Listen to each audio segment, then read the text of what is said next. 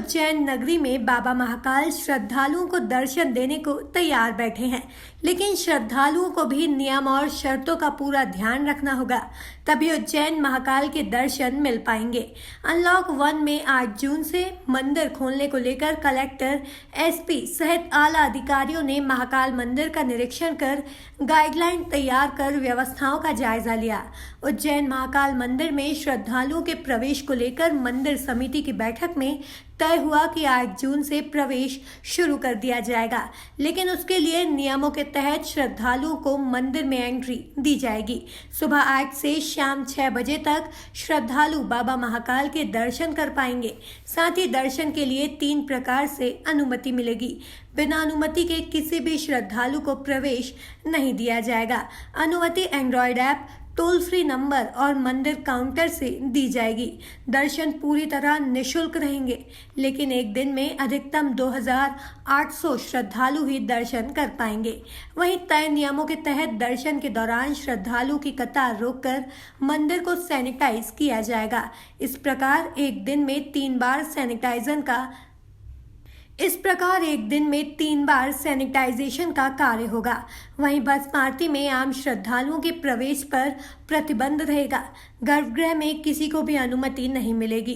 बैठक में समिति के अध्यक्ष कलेक्टर आशीष सिंह, पुलिस अधीक्षक, प्रशासक, समिति सदस्य, पंडे पुजारी, निगमायुक्त और महापौर आदि शामिल थे। देखिए, 8 तारीख से जो गृह मंत्रालय की गाइडलाइंस है उसके मुताबिक 8 तारीख से मंदिर खोलने का निर्णय लिया गया है और आज प्रबंध समिति में उसके क्या तौर तरीके होंगे, क्या इसकी विधि रहेगी, उस पर विस्तार से चर्चा हुई है और नियम बनाए गए हैं। 8 तारीख से जो मंदिर खुल रहा है उसमें जो लोग भी दर्शन करने आएंगे वो केवल और केवल प्री बुकिंग के आधार पर ही दर्शन कर सकते हैं। बिना प्री बुकिंग के लिए दर्शन की अनुमति किसी को भी प्रदान नहीं की जाएगी। ये बिल्कुल भी अलाउ नहीं किया जाएगा कि कोई भी व्यक्ति टहलता घूमता यहाँ तक आता है मंदिर तक और वो दर्शन कर लेता है, क्योंकि हमें गृह मंत्रालय की जो गाइडलाइंस हैं इसमें सोशल डिस्टेंसिंग के साथ ही जो है दर्शन की अनुमति है उसका पालन बहुत ही गंभीरता के साथ में करना है और बिना किसी अपवाद के करना है। इसके तहत हम लोगों ने प्री बुकिंग के लिए 3 माध्यम दिए हैं। पहला माध्यम एक एंड्रॉयड ऐप हम लोग लॉन्च कर रहे हैं, अभी आप जानकारी दी जाएगी, उसके माध्यम से व्यक्ति अपनी बुकिंग करा सकता है। दूसरा, एक हम लोग टोल फ्री नंबर भी देंगे, उस पर फ़ोन करके उस पर भी शुरू में 5 लाइन्स हम लोग रख रहे हैं, धीमे धीमे लाइन्स की संख्या हम लोग बढ़ाएंगे भी। उस पर फ़ोन करके कोई भी व्यक्ति बुकिंग करा सकता है। तीसरा, अगर कोई इन दोनों ऑप्शंस पे नहीं जाना चाहता है, तीसरी सुविधा हम लोग कुछ इक्का दुक्का काउंटर्स भी देंगे यहाँ पर, जिन पर आके बुकिंग लोग करा सकते हैं, लेकिन वो बुकिंग अगले दिन के लिए ही होगी। हो सकता है यहाँ तक व्यक्ति आए और उसके बाद में वो अगले दिन की भी बुकिंग उसको ना प्राप्त हो। इसलिए मैं आप सभी लोगों के माध्यम से सभी श्रद्धालुओं को मैसेज देना चाहता हूँ कि यथासंभव एंड्रॉयड ऐप के माध्यम से और जो हम लोग नंबर अभी टोल फ्री देंगे उसी के माध्यम से बुकिंग कराएं। यहाँ पर अगर आप आएंगे तो आपको हो सकता है कि अगले दिन की भी बुकिंग न मिले, उससे आगे की बुकिंग मिले, तो आपका यहाँ पर आ जाएगा। इसीलिए घर बैठकर तो दोनों जो पहले ऑप्शन हैं उनके माध्यम कराएं। ये आप लोगों की तरफ से मेरा सभी के लिए मैसेज है। क्या संख्या रहेगी इस प्रकार से? भस्म आरती अन्य आरतियों में क्या प्रवेश मिलेगा? देखिए, भस्म आरती में और गर्भगृह में पूरी तरीके से प्रवेश प्रतिबंधित रहेगा। भस्म आरती जैसी अभी चल रही है, हो रही है, वो होती रहेगी, लेकिन किसी भी बाहर से श्रद्धालुओं का प्रवेश उसमें वर्जित रहेगा, क्योंकि भस्म आरती होते हुए चूंकि सभी लोग भस्म आरती देखना चाहते हैं, तो सोशल डिस्टेंसिंग के साथ में भस्म आरती देखना या उसके दर्शन कराना कतई भी संभव नहीं है। उसको हम लोग बंद अभी रखेंगे। इसके अलावा जो गर्भगृह है उसमें भी किसी को भी प्रवेश की अनुमति नहीं होगी, क्योंकि वहाँ पर भी सोशल डिस्टेंसिंग नहीं हो सकती है, वो भी वर्जित रहेगा।